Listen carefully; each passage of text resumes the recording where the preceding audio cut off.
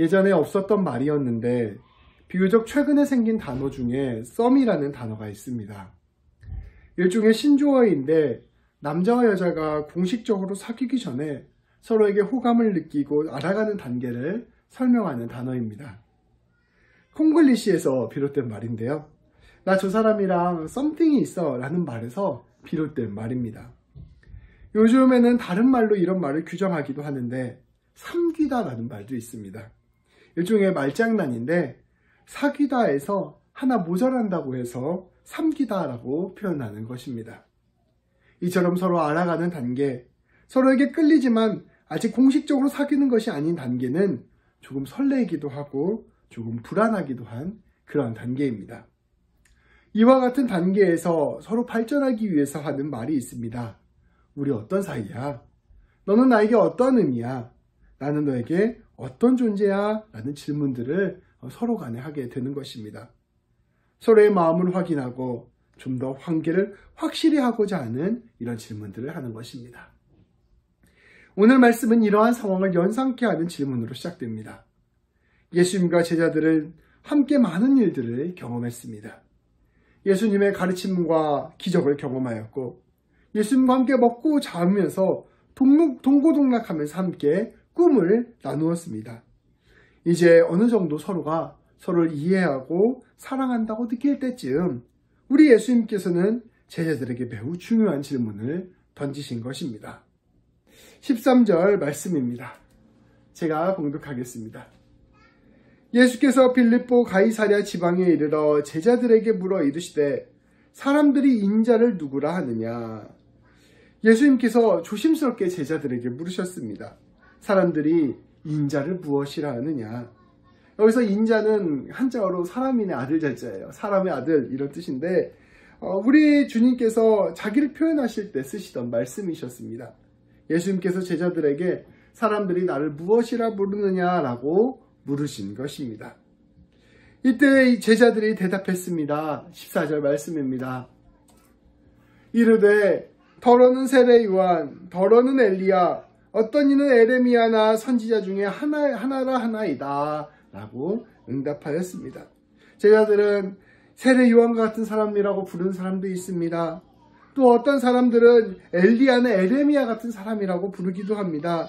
또 어떤 사람은 선지자 중에 하나라고 부르기도 합니다 라고 대답해 주었습니다.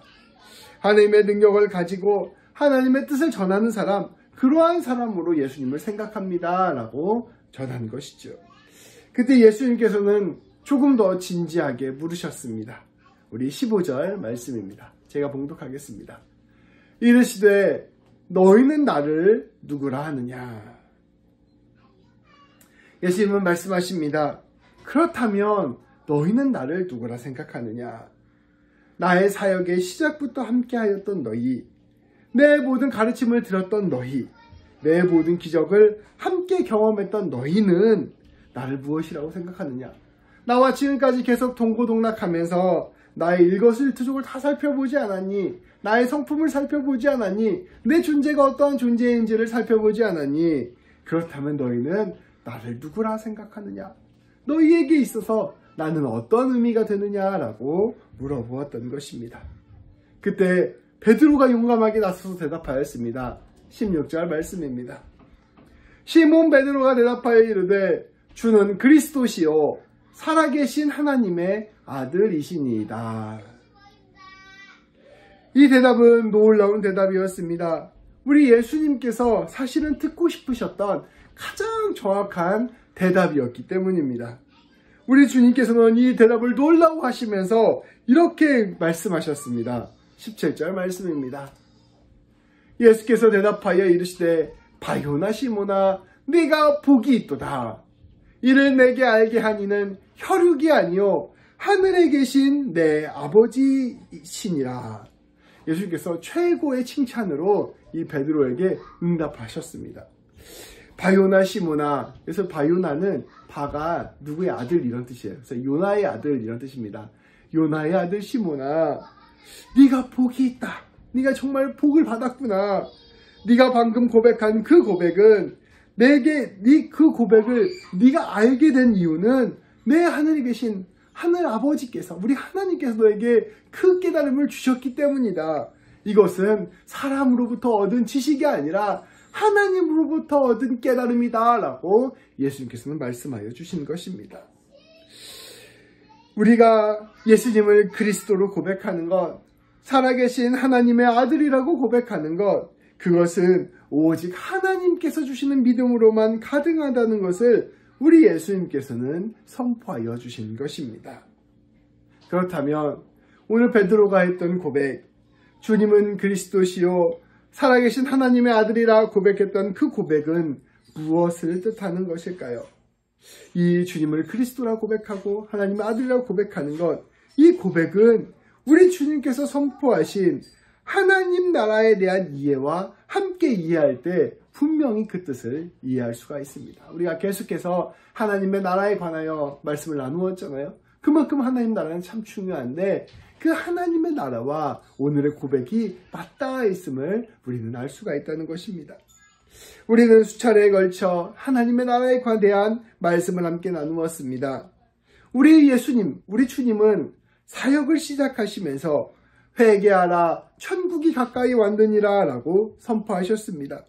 우리 예수님의 가르침은 그 시작부터 천국, 곧 하나님 나라에 대한 가르침이었습니다. 하나님의 나라는 무엇입니까? 하나님의 다스림이 회복된 나라입니다. 우리가 우리 자신을 주인으로 모셨던 삶에서부터 하나님을 주님으로 모시고 살아가는 것, 그것이 바로 하나님 나라의 임재입니다.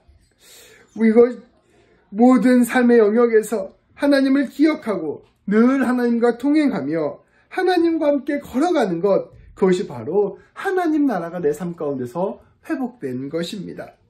죄악을 따라갔던 삶, 헛된 것을 따라갔던 삶, 우상을 숭배하던 삶에서부터 하나님의 정의와 하나님의 사랑을 따르는 삶으로 살아가는 것, 그것이 바로 하나님 나라를 살아가는 것입니다.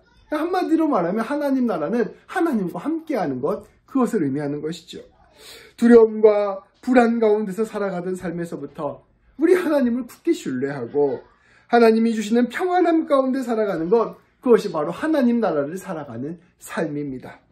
하나님과의 친밀한 관계를 누리고 그 가운데서 하나님의 놀라운 은혜를 경험하고 하나님께 주시는 새 힘을 얻으며 무엇보다 죽음을 넘어서 부활의 영원한 생명을 얻게 되는 것, 그것이 바로 하나님 나라입니다. 우리 주님은, 우리 예수님은 우리에게 오셔서 이제껏 이렇게 하나님 없는 삶, 하나님을 알지 못했던 삶으로부터 돌이켜서 하나님께로 향한 삶, 하나님과 동행하는 삶, 하나님을 붙잡고 살아가는 삶, 하나님의 인도하심 따라가는 삶으로 우리를 초대하신 것입니다. 이것이 바로 예수님이 선포하신 하나님 나라인 것이죠. 그 일에 우리 주님은, 그 일을 하시기 위하여 우리 주님은 이 땅 가운데 오셨습니다. 그 일을 위하여 우리 한 사람 한 사람을 찾아오신 것입니다. 그 일을 위하여 하나님께서 사람의 몸을 입으시고 이 땅에 내려오신 것입니다. 하나님께서는 우리와 관계를 회복하시기 위하여 직접 이 땅에 내려오신 분이 바로 예수님이다라고 선포하고 계십니다. 그래서 우리가 예수님께서 누구인가를 안다는 것은 곧 하나님 나라가 우리에게 임하였다는 것을 안다는 것과 같은 의미입니다. 더 나아가 예수님을 나의 구주로 받아들인다라고 고백하는 것은 이제 내가 하나님의 나라를 받아들이겠습니다라는 것을 의미하는 것이기도 하였습니다. 한마디로 예수님은 이 땅 가운데 하나님 나라를 드러내시는 분이시고 예수님을 통하여 우리는 하나님 나라를 경험하고 예수님을 안다는 것은 하나님 나라를 안다는 것이다 라고 말씀은 우리에게 선포하고 있는 것입니다. 그래서 우리 주님은 너는 나를 누구라 생각하느냐라고 묻고 계시는 것입니다. 그걸 조금 더 쉽게 말하면 너 지금까지 내가 선포한 하나님의 나라 이해했니? 라고 물으시는 것입니다. 너 지금까지 내가 선포한 그 하나님 나라가 나를 통해서 일어나게 된다는 것을 너는 깨달았니? 라고 물어보고 계시는 것입니다. 베드로는 그런데 이러한 주님의 응답으로 주님은 나의 그리스도이십니다. 주님은 하나님의 아들이십니다. 라고 응답한 것입니다. 맞습니다, 주님. 주님이 하나님 나라를 위한 분이십니다. 라고 응답한 것과 같은 말을 이 베드로의 입술로 고백하게 된 것입니다. 이것은 참으로 예수님 듣기에 감격스럽고 기쁜 응답이었습니다. 그리스도라는 것은 기름 부음 받은 자를 뜻하는 것입니다. 이 그리스도가 히브리 그리스어는 이제 그리스 말입니다. 헬라어인데 이게 히브리 말로 메시아라는 단어를 번역한 말이에요. 근데 이 그리스어로 그리스도라는 말도 또 히브리어로 메시아라는 말도 딱 똑같은 의미인데 기름 부음을 받은 자라는 뜻입니다. 옛날에 유대인들은 하나님의 사람을 세울 때에 머리 위에 기름을 부었습니다. 하나님의 사람은 어떠한 사람들입니까? 제사장이나 왕이나 선지자를 세울 때 머리 위에 기름을 부은 것입니다. 이 제사장, 왕, 선지자 이들이 하는 일은 바로 하나님과 사람 사이에, 하나님과 이스라엘 백성 사이에 중재자 역할을 했던 사람들이었습니다. 이 제사장은 제사를 드림으로 이스라엘 백성들을 회개케 하고 하나님과 이스라엘 백성 사이의 관계를 회복시키는 일을 하였습니다. 왕은 하나님의 말씀으로 이스라엘 백성을 통치함으로 이스라엘 백성들의 삶이 하나님 보시기에 합당한 삶이 되도록 인도하였습니다.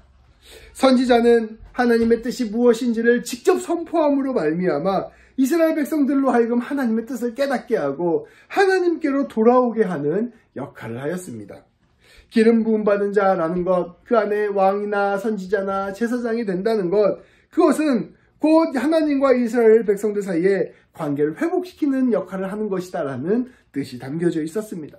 그래서 예수님을 그리스도라고 이야기했을 때, 예수를 메시아라고 얘기했을 때 당신은 우리와 하나님 사이의 관계를 회복시켜 주시는 분이십니다 라는 의미가 담겨져 있는 것이지요. 또한 하나님의 아들이라는 단어 역시 특별한 의미를 담고 있었습니다. 여기에서 하나님의 아들이다 라는 것은 사람의 아버지와 아들 사이의 관계를 의미하는 것을 넘어서는 단어였습니다. 그것보다는 조금 더 특별한 의미를 담고 있는 말입니다. 누가복음 1장 35절 말씀입니다.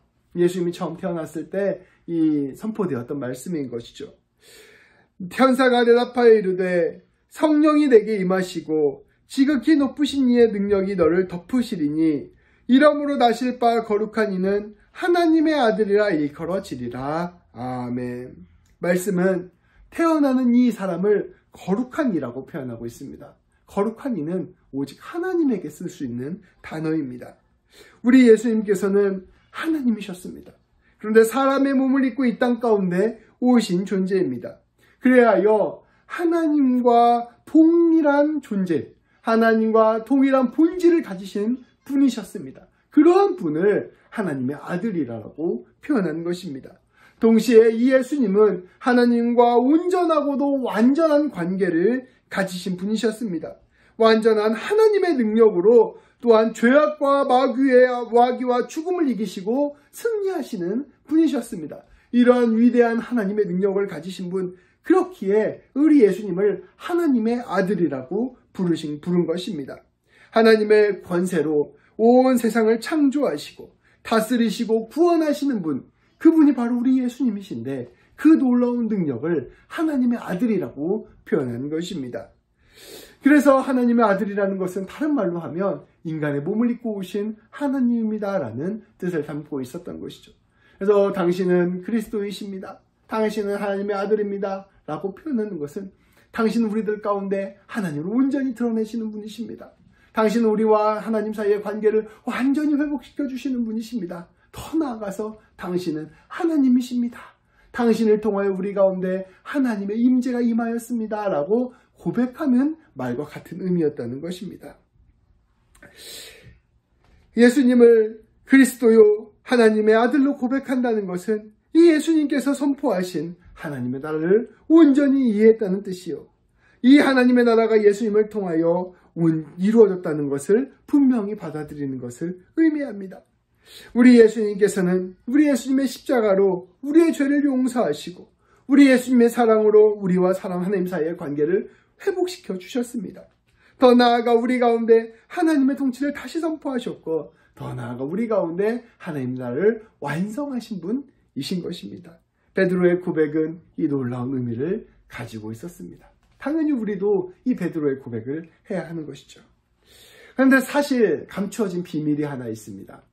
그것이 무엇이냐면 베드로가 이 놀라운 의미를 다 알고 고백했다고 보기에는 좀 무리가 있습니다. 왜냐하면 베드로는 사실은 이렇게 고백하면서 이 방금 제가 설명드렸던 이 놀라운 의미들을 다 알고 고백한 게 아니었어요. 그냥 우리가 그런 표현 있죠. 소 뒷걸음질 치다가 개구리 밟았다 뭐 이런 속담도 있는데 베드로는 제 딴에는 자기 생각대로 그런 고백을 했는데 그 고백이 예수님이 보시기에 아주 완벽한 대답처럼 받아들여지게 된 것입니다. 베드로는 사실 이런 생각을 가지고 있었습니다. 베드로는 당시 유대인들이 가졌던 생각하고 똑같은 생각을 가지고 예수님께 고백을 했었습니다. 당시 유대인들은 메시아가 올 것이라고 믿었어요. 기름 부음 받는 자가 올 것이라고 믿었습니다. 근데 이들이 생각했던 메시아는 이렇게 하나님과 우리 사이에 완전한 관계를 회복, 이런 일들을 감당하시는 분이 아니라 이스라엘 왕국을 회복시켜 주시는 분이다라고 생각했습니다. 하나님의 나라, 이것을 이스라엘 왕국이라고만 생각했기 때문입니다.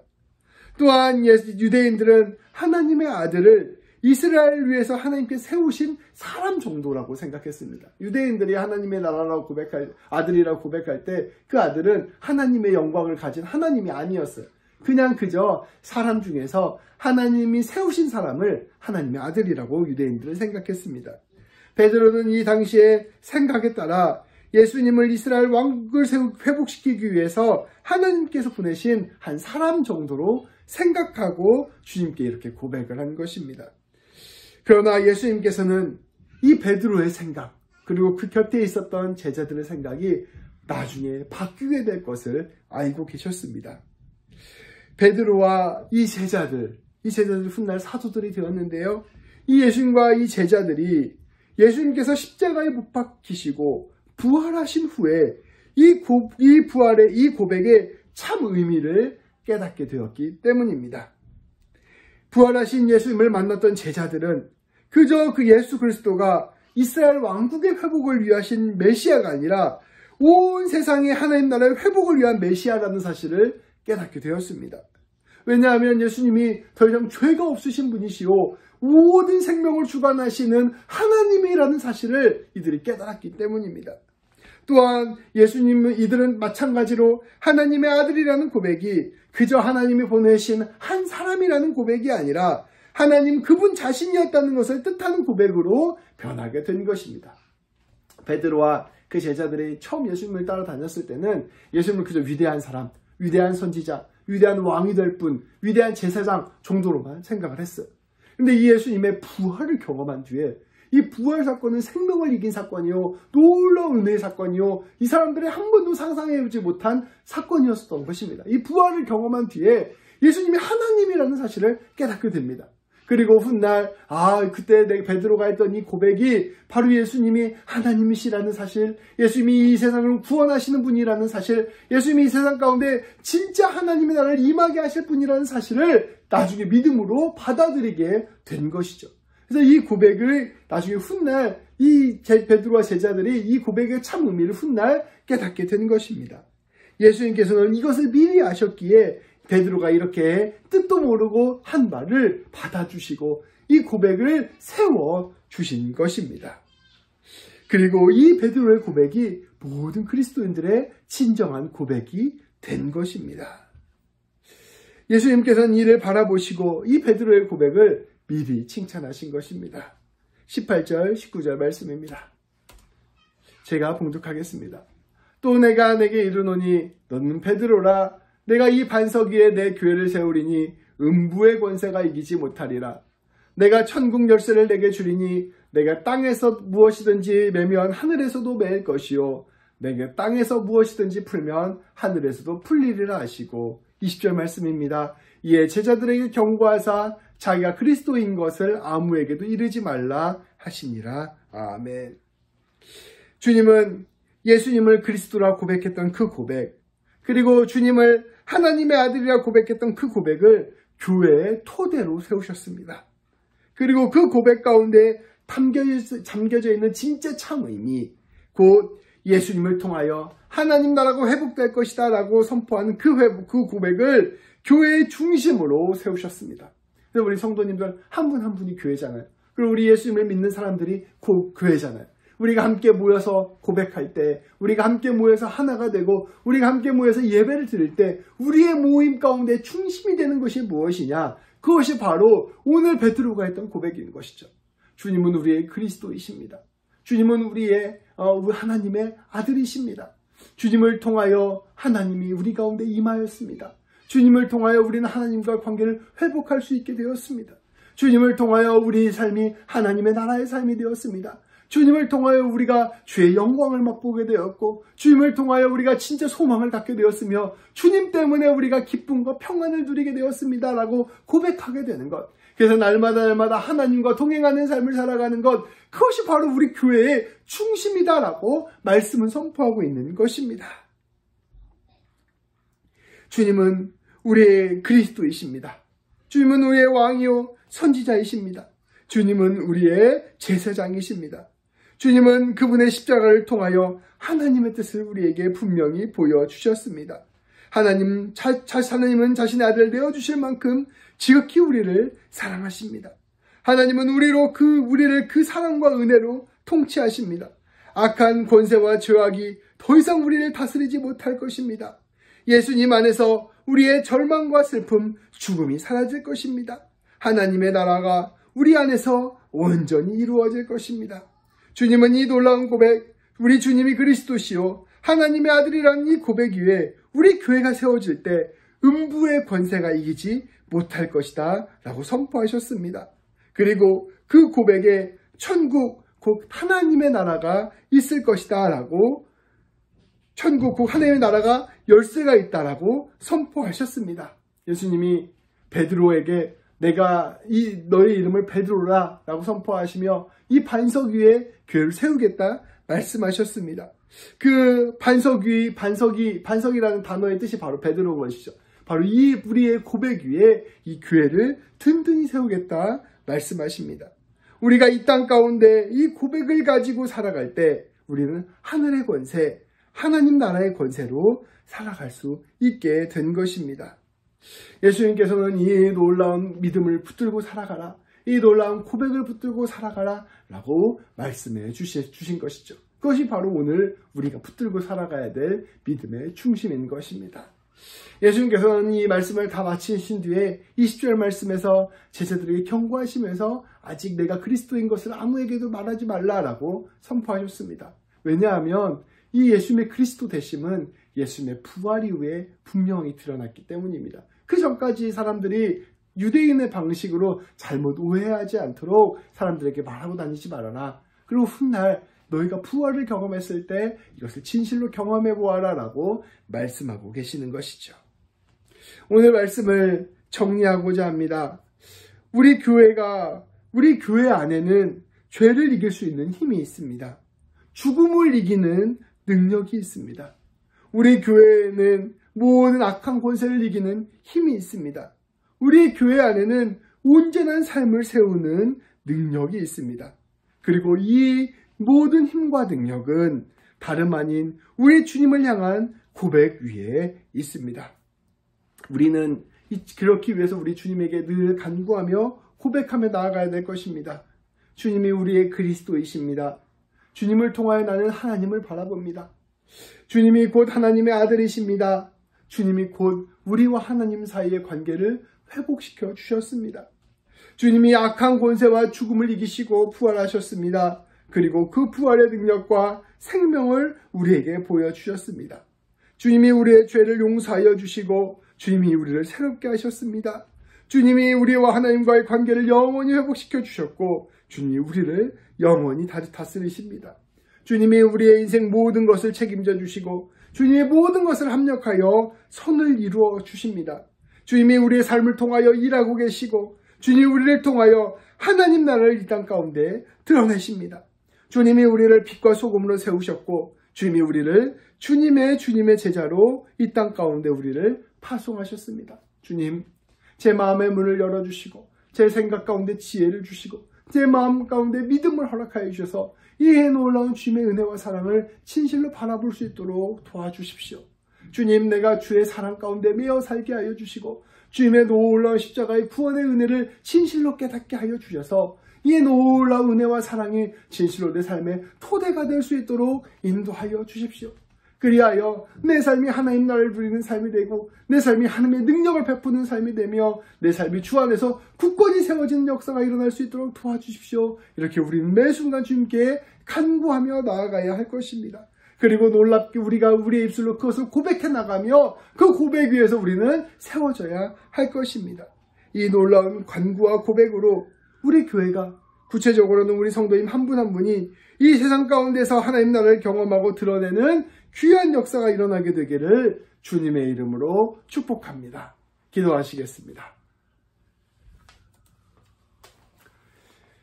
하나님 아버지 감사합니다.